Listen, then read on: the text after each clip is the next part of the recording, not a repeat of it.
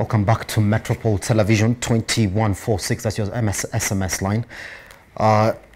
Yvonne, if you could just unmute us, that's what we've been asking for because Washington cannot get us. Washington, can you hear me now? Fantastic. All right. Let's therefore sort of cap this conversation this morning. I mean, if you look at KRA right now, Washington, I wanted you to answer that. I mean, we do know the bigger challenge that they have in terms of funding of a financial year 2020, 2021. What position do you think they find themselves right now when you have come over this other side telling you, well, you do not need to overtax these areas. Pay has been reduced. We do know how much Kenyans have lost their jobs now. We are just coming from data that shows us COVID-19 has already wiped out 1.7 million jobs. So that means that's a tax point right there that KRA is now going to work without. And you have bodies and associations that are fighting KRA and telling them, well, Kenyans need to be cushioned right now. I mean, what position do you think they find themselves right now amid all these conversations that we're having this morning? Well, there's something about KRA needs money to run this country. There are a lot of other monies that are needed to run this country. If KRA actually runs into a serious deficit like it's running to, they resort to borrowing. You know, there's all the treasury bills that the government can go for. They can go for borrowing from the public through treasury bills, through the bonds and stuff like that. But because you see, at the end of the day, if you cannot tax people to death, so to speak. There's got to be a limit, the extent to which you can tax people. And you say, in this country, we are not one of the most taxed people in the world. And the saddest thing is this, is that the tax money that we are taxed with, we don't see where it goes to. We don't see the development. We don't see things happening. Right now, as we speak, there's nothing that is happening in this country because of the stalemate that is at the Senate about repatriating money to the counties. Now, what KRA, as far as it has alternatives to looking for this money. I mean, the World Bank, IMF has given this country money to be able to run because of COVID. You know, the same billions that have been stolen in this country. So what do you expect? I mean, what exactly is, there's some things, because KRA actually to a certain extent, if you can be able to tax people to the extent to which you can, then you people have, I mean, not you people, but money has been stolen. The billions have been stolen that has been given to revive this economy. What exactly are we looking at? Because there's some things I don't know how they can be answered. If you look at the other day, I was looking at a report, the last week's report on the treasury bill subscription. Now people are not even going for the treasury bills. No, there's another subscription of treasury bills. Why? I think it was, you see, the public are the ones who buy these treasury bills. If they feel that this government is playing funny with money, then people don't have the 100% conviction that even buying these treasury bills a 30-day or 3 months or 180 days, they don't feel that it's actually a good investment. So it's a government actually shooting itself in the foot with all these kind of activities that they are doing. They're not giving people confidence as far as money management is concerned in this country, you know? Fantastic. All right, Collins, clear for us this conversation this morning. Yes, it looks like KRA finds themselves in a tough position. So, I mean, should we sort of understand, therefore, why they are actually moving to use this window to tax these essential commodities? Not at all. I understand that KRA is in a tight position. But even beyond that, I mean, we have been facing a pandemic as a world. So KRA should be alive to that fact. That really, these are so much extraordinary times. And so in as much as the extraordinary times, you need to have at least some compassion as you're doing with your work. Everyone understands. And it's not as if even in the good environment, KRA has ever gotten to its target. They've never. They've always fallen short of their target. And so really, from that background of that knowledge that you've always fallen out of your target, even when the economy was booming, even when you were doing so good, you've always fallen short of your target. Now you expect yourself to fall so much off your target, and you have a very good excuse in the name of COVID before you. And so grab that excuse called COVID, stop saddling Kenyans with a lot of taxes, and run with it. If anything, we have a lot of money going around in this economy. We are losing billions every day to graft, and you are still doing this good, can you imagine how much better we would have been doing if we would not be losing that money to graft? So we have money in the economy. Stop saddling Kenyans with taxes. If anything, now you're telling people who are repatriating money back to the country that that repatriation is going to be tax-free. Tax those people who are repatriating back their money to the country, because that money was taken out of this country and it was taken in an unscrupulous way. Tax that money and leave alone Kenyans.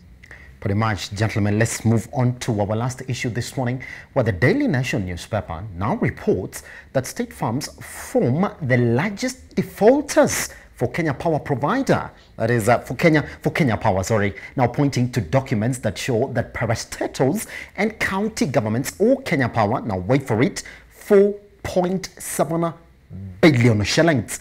Now the Daily indicates that the state also ran into billions in deficit occasioned by the lower tariffs for rural customers under the pure electrification scheme, a figure which has recently jumped to 11.95 billion, further spelling doom for the company's profitability. Now Kenya Power, which reported a 91% plunge in profits after tax for the year ended June 30th, 2019, with profits after tax dropping to just 262 million shillings from 3.2 billion. Even as the transmission and distribution costs decreased by 7.9% to 41 billion, with directors of Kenya Power who did not recommend the payment of a dividend to its shareholders. Now, Kenya Power board blamed the drop in profitability to an increase in non-fuel power purchase costs, commissioning of 2 power plants, and a surge in finance costs due to short-term borrowing. Good. Now, Kenya Power announced that it was unable to blacklist the defaulters because of a fault that exists in a law that stops them from doing so. Is it time for them, Collins, to go after the state agencies? Because now, if that information by Daily Nation is actually true, then we can see where the money is. Then we can actually start talking about Kenya Power getting out of the red. If it's 4.7 B, then, well, that's a profitable company. We are doing good, Collins. I saw the notification to shareholders by KPLC the other day, warning them that this time round there are not going to be dividends, and talking about the 91% losses in their profits for the first time. And they have been able to apportion this loss to state officers. To state parastatals. You know, the funniest thing is that these state parastatals have a budget within themselves to pay to KPLC, but then they are not doing that. We've talked about this before, and I think the case in point that we're referring to then was when KPLC was threatening KBC that they are going to cut off their power supply for that month until they pay. And then there was a time equally, I think Nairobi County government was equally being threatened by KPLC or vice versa. You know, when it is a state parastatal that is owing a state parastatal, it's a case of a house where a sibling is owing the other sibling, and so they want to play that there's no animosity between the two of them. Yes, the other one is struggling. I mean, it's time you make clear what things you're doing. It's time you make clear your obligations. Even if you're a state parastatal, there are obligations that you owe each other. And so I know of the clause that say that they cannot sue each other. I mean, it beats purpose for government to sue government. I mean, it doesn't make sense at the end of the day. Government is normally sued through the AG. So if government is going to sue government, I don't understand what kind of scenario that is going to play out in court. But of importance is that these state parastatals have to speak in the same voice. They each need each other to support each other. A state parastatal would want that its growth is not hampered by a state parastatal, but another state parastatal. And so I think even right from the presidency, they need to talk about how state parastatals are accruing money how they are allocating money to pay for their products and services, and they cannot pay for security supply. I think I saw last time, I think it was Rotich or Yatani asking state parastatals to return money that they have not used, or the monies that they are unallocated for in their budgets, and they were able to return some of these monies. And you're wondering, how do you return money yet you have big deficits and big debts like this? All right, Collins, just before I let you go on that, I also want to take you back to what we have been saying counties suffer from in terms of pending bills and all that. Do you think it's time also now this law translates to these state agencies and the fact that if you owe us, then you cannot be given another financial budget without you settling some of these bills that you owe?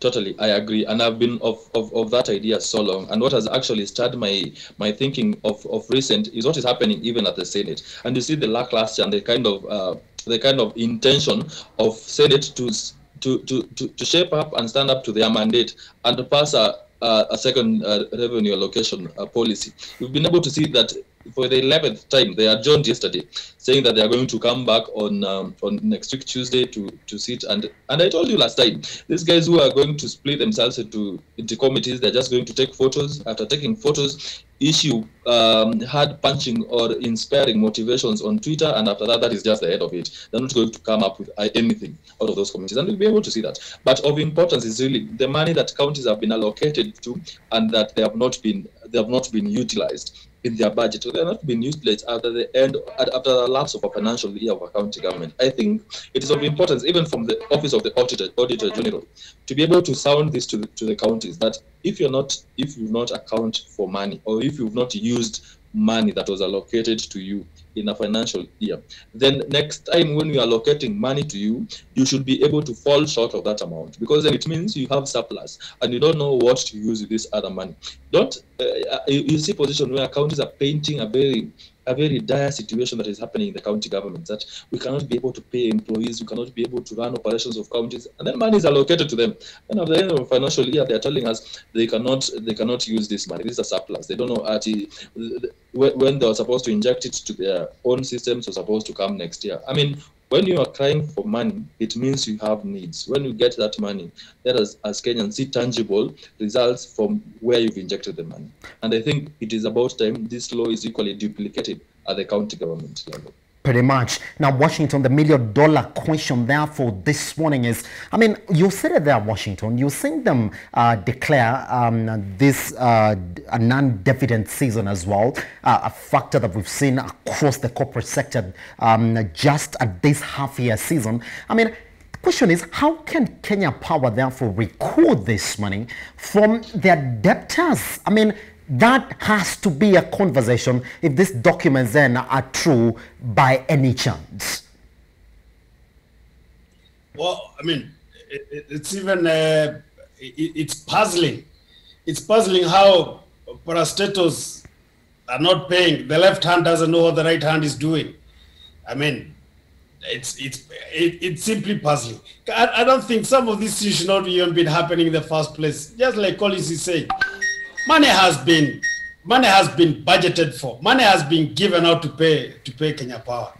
Then to a certain extent, why is Kenya Power so helpless in collecting the monies from these people? Is it a defaulting law? If it is a default, then it just has to be rectified in Parliament. There's nothing big, because I mean, it doesn't actually really make sense for them to keep on crying about not money. But and also look at the past, what has happened at Kenya Power in the past. We saw sometime, it was actually this year, Kenya Power was being accused of paying something like 7 billion shillings because of the Lokana wind power project that had not been completed. 7 billion shillings. This is a company that is that's actually at the National Stock Exchange, and shareholders have bought. It's supposed to be paying shareholders dividends, but they are busy making blunders, busy getting into skewed contracts against them. Contracts that at the end of the day they end up really siphoning money out of the company, out of the parastatal, so to speak. it sounds it was more of corruption than anything else. Getting an arrangement in 2014 to have the power, to have the Lake Turkana wind power project commissioned, and then get into a funny clause that's actually gonna save for money out of them. 7 billion is getting out of Kenya Power. Now, is this the same company now talking about that if they cannot get into simple contracts that are supposed to benefit them? A contract is actually supposed to benefit you. It's not should be. It should be. You should get as much as possible benefit out of a contract, and you should not get into a contract that's supposed to sabotage you, so to speak. Kenya Power has been doing exactly the opposite. Now they run short of money. Why? Because at the end of the day, they're not even able to collect money from people who are from parastatals and from the county government. What exactly is Kenya Power doing here? You know, I think there's a problem of management. That's all you can just say. I think management of Kenya Power really needs to be restructured. There needs to be a little bit of seriousness to make sure that this parastatal doesn't run dry. Remember, Kenya Power was the richest parastatal some time back. Right now, Kenya Power is not even prestigious to work there. Right now, as we speak, you know, I mean, it's been looted left, right. And look at during the previous regime or during Moi's time. Look at how Kenya Power was rich. It was a cash cow for that government during that particular time. You know, the MD. I mean, it was looted left, right, and center. This should not be a struggling parastatal that is a monopoly in this country. You know, it's simply management issues that have brought it to the state that it is in right now. If they just sort out their management issues, Kenya Power, it should not. They just make proper laws for Kenya Power. There's nothing else you can add about that. Pretty much. Now, Collins, Washington says, well, I mean, if you look then at the information that we're getting today, then you will pretty much put the problems of Kenya Power back to management.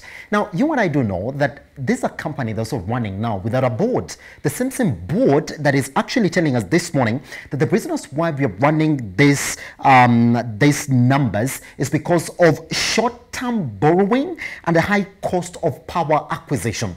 Would you also put it down to management? And Collins, the question is going to be, if it's indeed true that state agencies, therefore, and counties are the ones that are owing 4.7 billion, does that also say it's easier to get it for Kenya Power?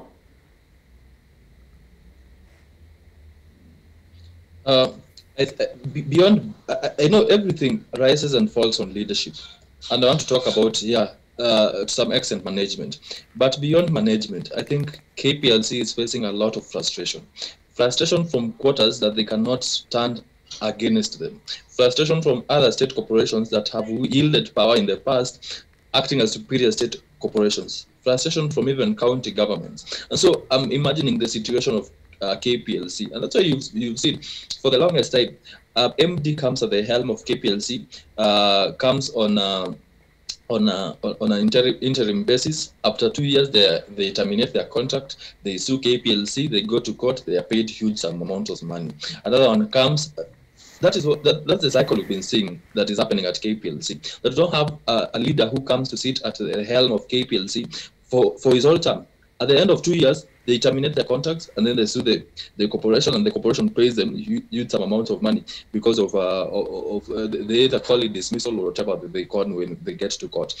So in my view, I think it is beyond management, and to me, it is frustration. Frustration from people that they cannot be able to go and ask these state corporations to pay them. Because maybe, I don't know what KPLC is owing these other state corporations. Because I think, in my view, these state corporations are equally dangling something before their eyes and telling them, okay, come for your money, but equally come and pay us this one too. There is something that you are yet to account for. There is this amount of money that was equally allocated to you that you owe us, that you're yet to pay us. And so that is the kind of gimmick that is going on between state corporations. But I think it's about time the president talks to these state corporations and tells them that if a state corporation is passing a budget, that in their budget you're saying this is the expenditure for electricity, because I believe all state corporations have expenditure for electricity, because they don't know which company can run without electricity. And so if you've put it down in your budget, can you tell us where that money has gone to? There are a lot of people within KPLC circles that are formed cartels that are issuing electricity to people in ways that you cannot account for.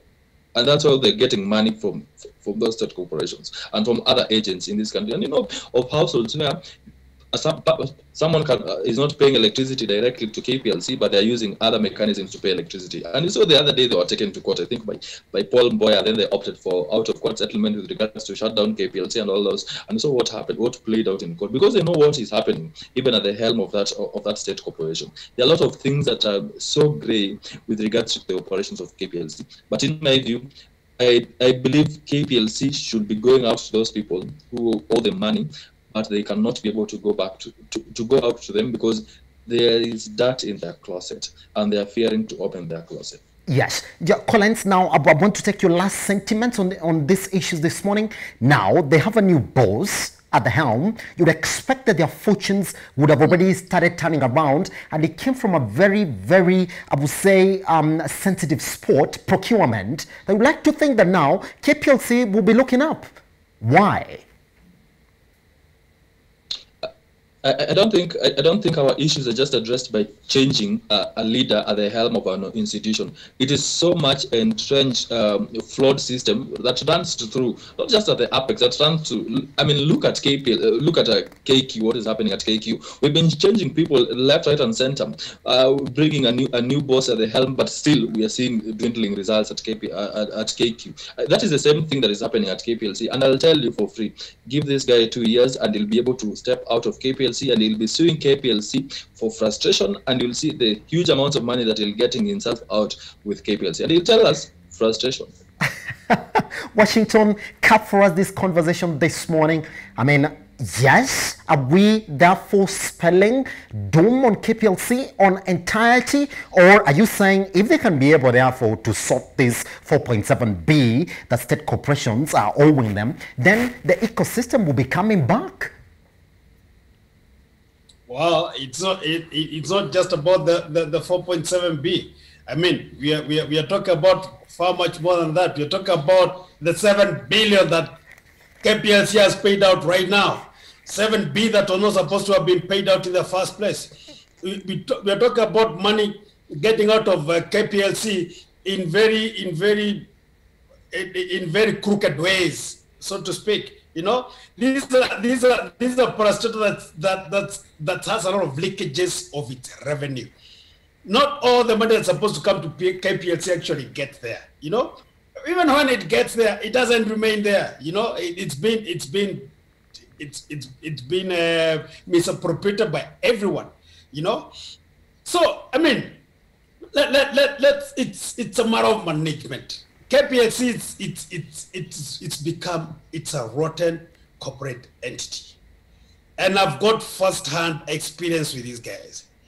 People will come, for example, if by bad luck you're looking for electricity from KPLC to get yourself connected to the grid, I'm telling you, the kind of corruption you get from these guys is out of this world.